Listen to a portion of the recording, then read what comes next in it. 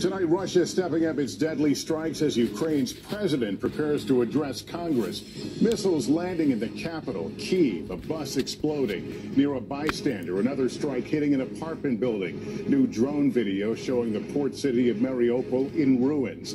Russia broadening its offensive with a deadly attack on NATO's doorstep, miles from the Polish border.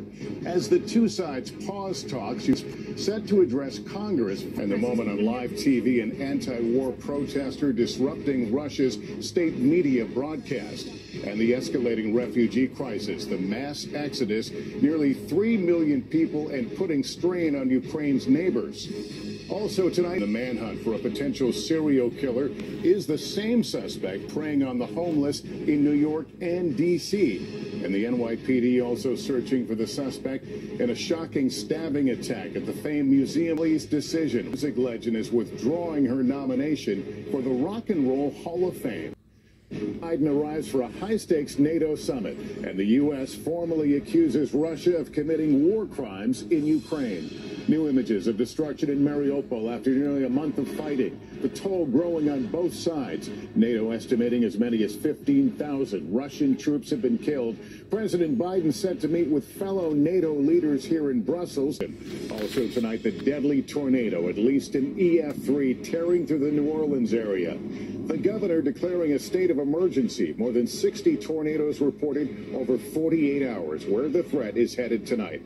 Moderna announcing it will ask the FDA to authorize its COVID vaccine for children under 6. How well does it protect young kids? And how soon could they get their shots?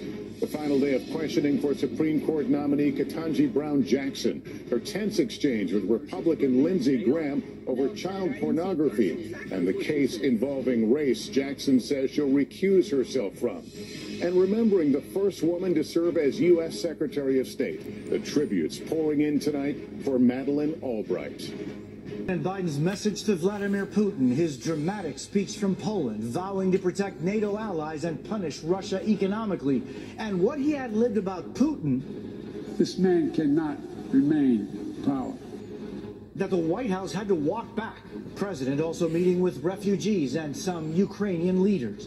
The Russian missile strikes just miles from the Polish border. This as Russia announces a major strategy shift to focus on the eastern part of Ukraine, and again raises the prospects of nuclear war. American veterans who've come to Ukraine to fight, what they're telling us about the huge risk they're taking if captured by Russia. Worst case, they're probably going to execute us on sight.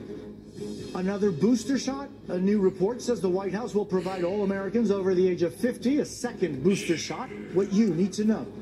The rock star who suddenly died before a big show. The investigation now into the cause of death. King, all cash offers dominating the real estate market.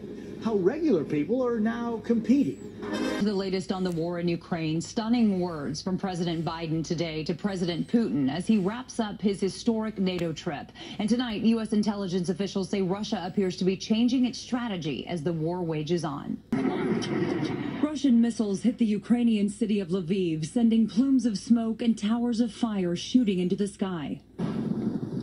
Just 40 miles away, the president continued his European trip. The Russian people, they are not our enemy, but saying Putin has to go. A dictator bent on rebuilding an empire will never erase the people's love for liberty. Brutality will never grind down their will to be free, for God cannot remain in power.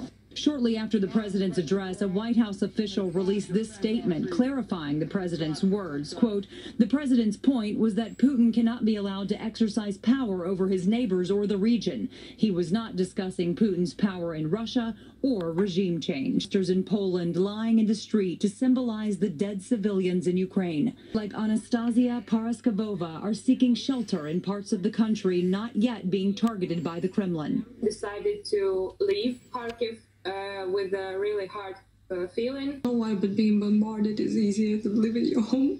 Others, like Anastasia Paraskevova, are seeking shelter in parts of the country. Signs that Putin is bringing in more troops from a Russian-occupied region of nearby Georgia. And they say the Russian military is no longer advancing toward Kyiv. It could be a negotiating tactic. Maybe he wants to secure more ground where he already has been fighting now for 8 years so that he can gain leverage at the negotiating table.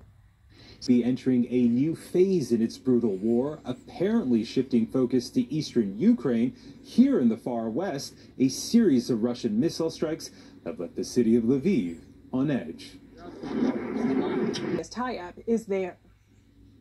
A brutal violence seen across so much of Ukraine, as Russian forces carried out a series of other long-range missile strikes. The attacks follow an announcement by Russian generals the Kremlin would be shifting focus from its ground offensive aimed at Kyiv to instead prioritizing what Moscow calls the liberation of the contested eastern Donbass region of twisted metal, as Ukrainian forces continue to fight back with an intensity few expected. But as the war continues to inflict widespread horror, it's children who suffer the most. Just 1 month into Russia's invasion, and over half of all kids across Ukraine, 4.3 million of them, have had to flee their homes. I think I'd do it for my dad. Now, but you're still smiling. I don't know how, she says. What do we know about child casualties? It's heartbreaking. What we know is that 135 children have been killed and many more wounded since the start of this conflict 1 month ago. Seems to have bombed a major fuel depot with cruise missiles fired from the sea, claiming that depot outside the capital was supplying Ukrainian forces. And in another major development tonight, a senior U.S. defense official now says Russian forces that had taken control of the city of Kherson are no longer in full control of that city. Tonight, civilians repeatedly targeted in Kharkiv, an attack on people lining up for humanitarian aid and food. With her sources, can the Russians be believed on this? And ABC's James Longman leading us off from inside Ukraine tonight.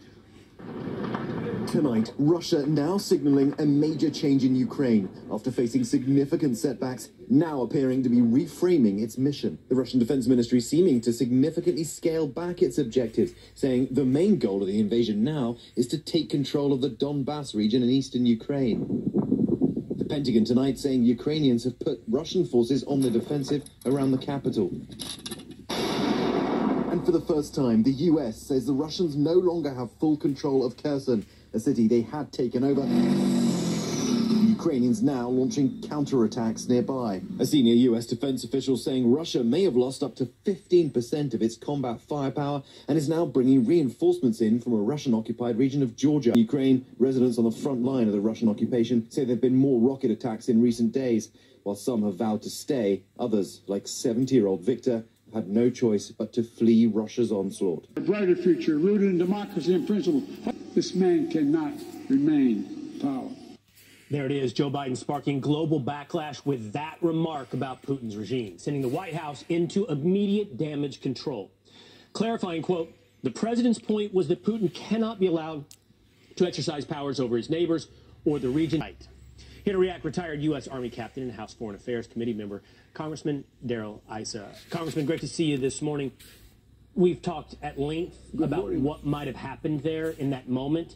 Can you help shine light on... Putin invaded anyway, feeling that it wasn't that terrible. Yeah, I wonder how seriously Vladimir Putin and those in Russia take Joe Biden's comments, or do they discount them as also the off-the-cuff, unplanned ramblings that so many here at home do as well?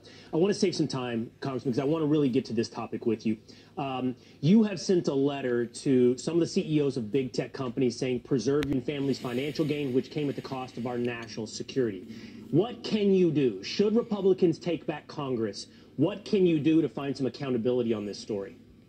It's because if we have this kind of coordinated effort just before an election, what we have is American collusion to affect the output of an election. That can't happen. We've got to make sure that our press is free and fair. And right now, when it comes to new media, free and fair doesn't exist. And when it comes to one of the oldest newspapers in America, the New York Post was founded in 1801, they were suppressed. And that's something that every American should be concerned about, and the Judiciary Committee and other committees of Congress are going to have to investigate it thoroughly. I am tempted to explain it potentially as hive mind groupthink, that they all acted in concert so quickly. But to your point, they all said the exact same thing as well. They quoted Russian disinformation, the same exact things that our intelligence, many within our intelligence community were saying as well, leading you, I would hope, to the exact type of investigation that you are talking about. Where was this coordination coming from? I would love to go on, Congressman. I'm really tied up against it. If you have something very quick, I'd love to hear it. Just that both Clapper and Brennan received the same letters because they clearly were part of those coordinated effort for the intelligence community to tell people there was no there when there was a there. Can't wait to find out the truth, to expose the truth. Congressman Darrell Issa, thank you so much. Thanks, Will.